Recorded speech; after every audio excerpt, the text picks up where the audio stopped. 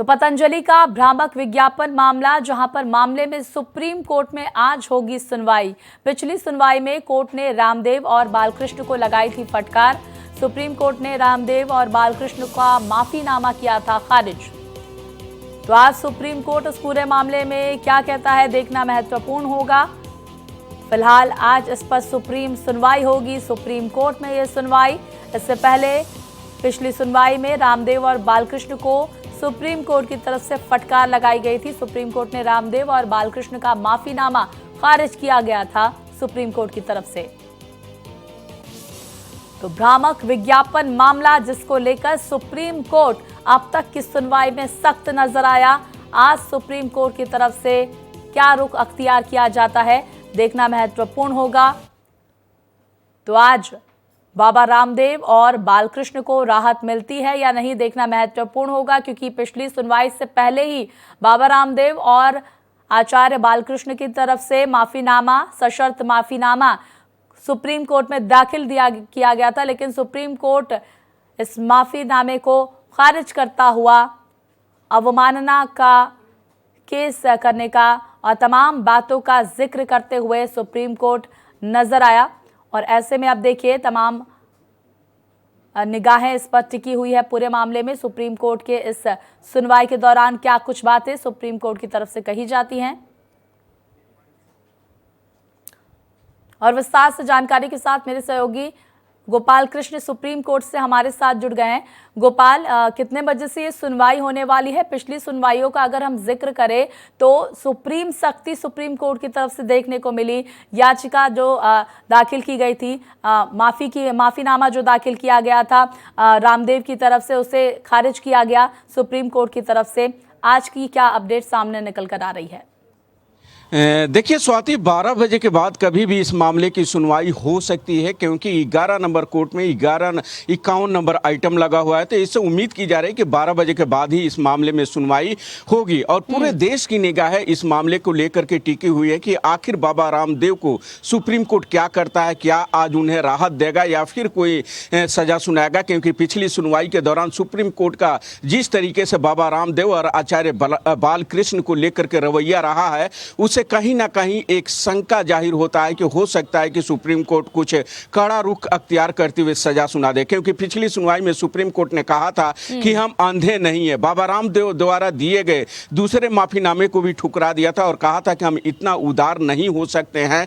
Court ने यह भी कहा था कि जिस तरीके से सुप्रीम कोर्ट के 3 आदेशों का तिरस्कार किया गया, इसे साबित होता है कि आपने गलती की है और आपका हम दूसरा हलफनामा भी स्वीकार करने नहीं जा रहे हैं। आप अगली सुनवाई के लिए और अगले आदेश के लिए तैयार रहिए। वहीं मुकुल रोहतगी पेश हुए थे बाबा रामदेव और आचार्य बालकृष्ण की तरफ से, और उन्होंने कहा कि गलती किसी से भी हो सकती है और बाबा रामदेव सार्वजनिक तौर पर माफी मांगने के लिए तैयार हैं, लिहाजा माफ कर दिया जाए। सुप्रीम कोर्ट ने कहा कि बाबा रामदेव और आचार्य बालकृष्ण ने जो किया है वो माफी लायक नहीं है। ये आगे यह देखें कि हम किस तरीके की सजा देते हैं और क्या आदेश देते हैं। वहीं उत्तराखंड लाइसेंसिंग अथॉरिटी को भी सुप्रीम कोर्ट ने फटकार लगाई थी और कहा था कि जिस तरीके से लाइसेंसिंग अथॉरिटी का रवैया रहा है, उसको देखकर कहा जा सकता है कि पोस्ट ऑफिस जैसा काम करता रहा 4-5 सालों तक। बाबा रामदेव और आचार्य बालकृष्ण के खिलाफ कोई कार्रवाई नहीं की। इससे साबित होता है कि इसमें मिलीभगत थी।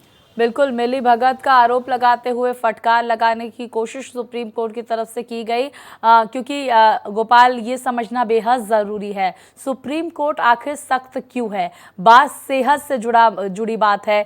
गंभीर बीमारियों का जिक्र किया गया और उन बीमारियों पर जल्द दवा के असर की बात भी कही गई। कैंसर की बीमारी का जिक्र हुआ, एड्स की बीमारी का जिक्र हुआ, कोरोना काल में कोरोना से जल्द जो है राहत की बात कही गई। लेकिन अब साफ तौर पर समझ आ रहा है कि ये विज्ञापन भ्रामक थे। यही वजह है कि माफी भी मांगी गई रामदेव की तरफ से, लेकिन सुप्रीम कोर्ट कुछ भी सुनने को तैयार नहीं है। ये कहा जा सकता है कि आज की सुनवाई के बाद आने वाले वक्त में बाबा रामदेव, आचार्य बालकृष्ण और पतंजलि की मुश्किलें बढ़ती हुई साफ तौर पर नजर आ रही हैं। जी बिल्कुल स्वाति, मुश्किलें बढ़ती हुई नजर आ रही है क्योंकि जब कोरोना काल चल रहा था उस दौरान कोरोनिल दवा जो है इजाद किया गया था और यह भ्रम फैलाया गया कि इसके लिए यही सिर्फ कोरोना की दवाई है, इसके अलावा कोई दवाई असर नहीं करेगा। एलोपैथी को लेकर के भी लोगों में भ्रामक जो है बातें फैलाई गई, जिसको लेकर के मेडिकल काउंसिल ऑफ इंडिया ने सुप्रीम कोर्ट में याचिका दायर की थी और कहा था कि बाबा रामदेव द्वारा भ्रामक जो है वो विज्ञापन दिए जा रहे हैं और कहीं ना कहीं एलोपैथी के खिलाफ है, लिहाजा सुप्रीम कोर्ट कार्रवाई करे।